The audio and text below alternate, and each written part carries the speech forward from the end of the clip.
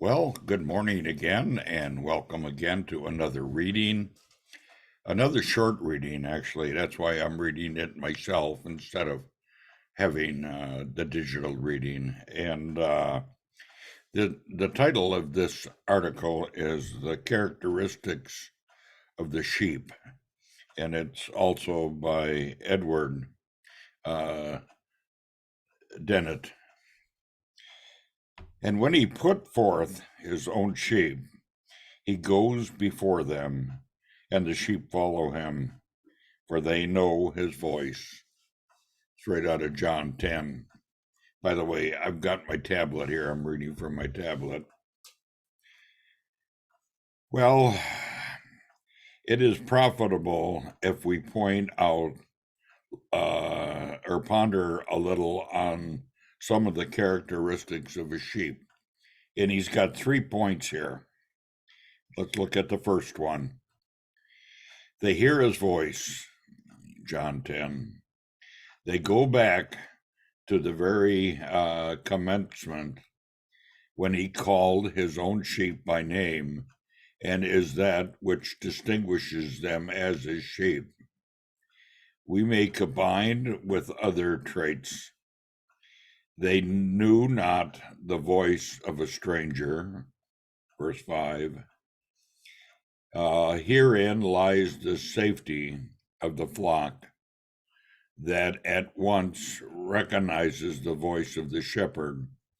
But though a stranger should simulate the tone of the shepherds, even so closely, they know not his voice and detect it as that of a stranger. There is no need, therefore, that we should seek to be familiar with all the errors that abound on every hand in order to escape the seduction. It is enough for us that we know the voice of the shepherd, and our safety will be in every listening to it, because becoming increasingly acquainted with it maintains even more the attitude of her who sat at the feet of Jesus and heard his words. Luke 10:31 or 39, I'm sorry. This will be at once our preventive from danger and the means for our safety and blessings. Okay, the second thing, the follow the shepherd. John 10:4, they followed the shepherd. The sheep have no will but that of the shepherd, and ceasing to follow him, they become wandering sheep. In Eastern land, and indeed in some parts of Europe, the shepherd even goes before the sheep, and when he moves onward, they follow, and when he stops, they stop likewise.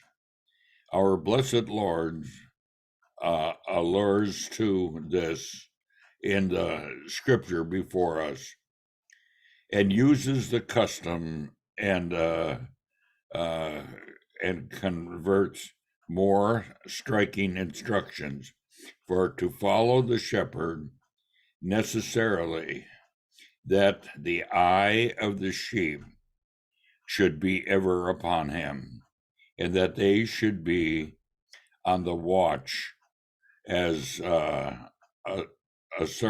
certain when he would have them to move, and when he would have them follow. Everything is thus left in the shepherd's hands.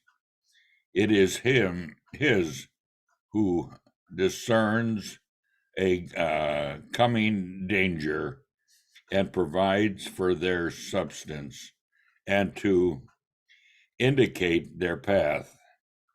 Their responsibility is to follow the shepherd wherever he leads, or he may lead, and follow him until he comes to receive them to himself. Okay, the last thing, number 3. They know the shepherd, John 10 again. They not only know his voice, but they also know himself.